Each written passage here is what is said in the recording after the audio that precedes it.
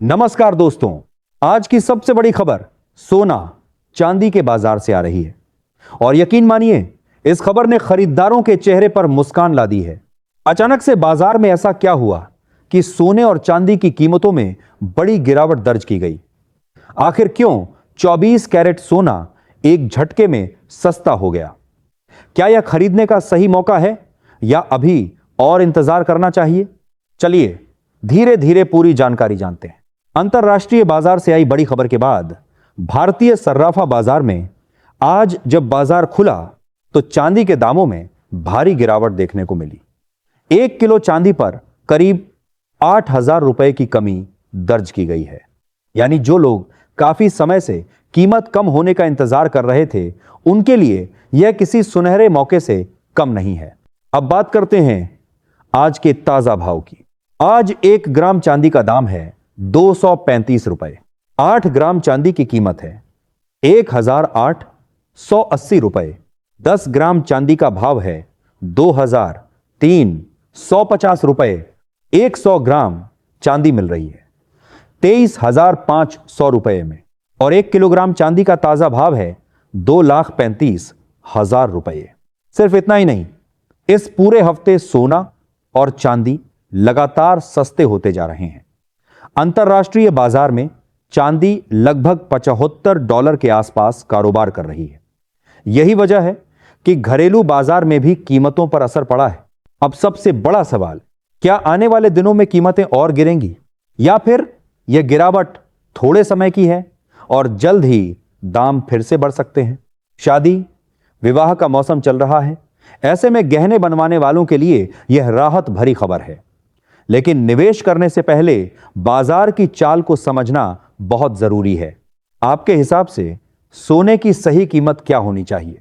अपनी राय जरूर। दोस्तों, अब सबसे बड़ा सवाल, आखिर आने वाले दिनों में सोना और चांदी सस्ता होगा या फिर अचानक से महंगा हो जाएगा? पिछले कुछ हफ्तों में हमने बाजार में जबरदस्त उतार चढ़ाव देखा है। कभी तेज उछाल तो कभी अचानक गिरावट और फिर तुरंत रिकवरी। ऐसे में हर निवेशक के मन में यही चिंता है कि आखिर बाजार किस दिशा में जाने वाला है। अगर हम ताजा अंतरराष्ट्रीय ट्रेंड पर नजर डालें तो एक दिलचस्प संकेत सामने आता है।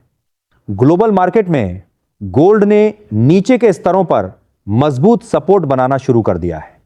मतलब जैसे ही कीमत थोड़ी गिरती है, बड़े निवेशक तुरंत खरीदारी शुरू कर देते हैं। यह बहुत बड़ा संकेत है कि अंदर से बाजार अभी भी मजबूत है। अब सवाल उठता है, यह मजबूती क्यों बनी हुई है? इसकी सबसे बड़ी वजह है वैश्विक अनिश्चितता।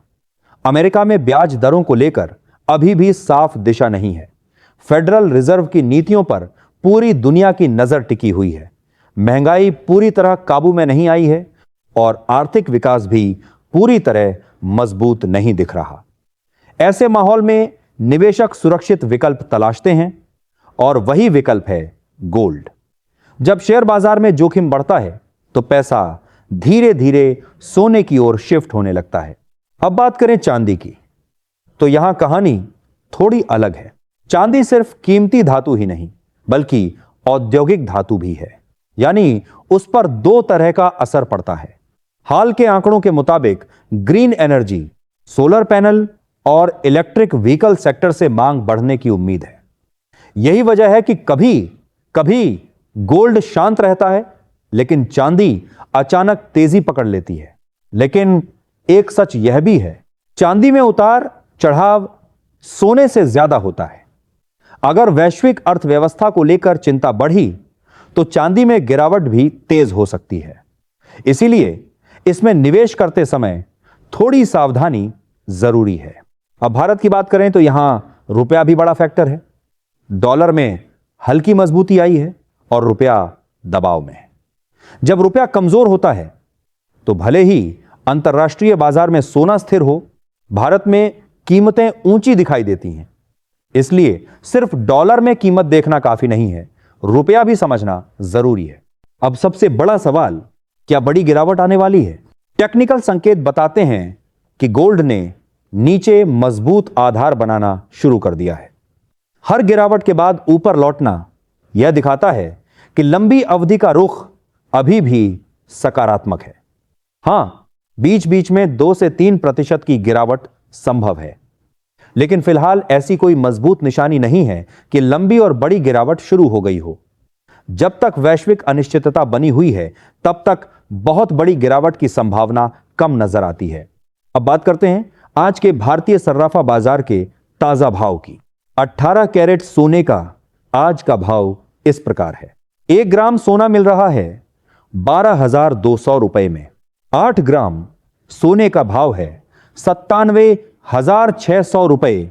10 ग्राम सोना हुआ 1,22,000 रुपए और 100 ग्राम सोने का भाव है 1,20,000 रुपए। इसके साथ ही एक और महत्वपूर्ण फैक्टर है गोल्ड ईटीएफ निवेश। हाल के महीनों में गोल्ड ईटीएफ में लगातार पैसा आ रहा है। इसका मतलब है कि छोटे निवेशक और बड़े संस्थागत निवेशक दोनों ही सोने को अपने पोर्टफोलियो में शामिल कर रहे हैं।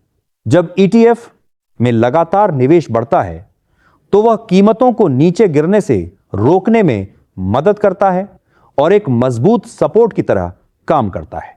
अब देखना यह है, क्या यह मजबूती आगे भी बनी रहेगी या बाजार फिर कोई नया मोड़ लेने वाला है।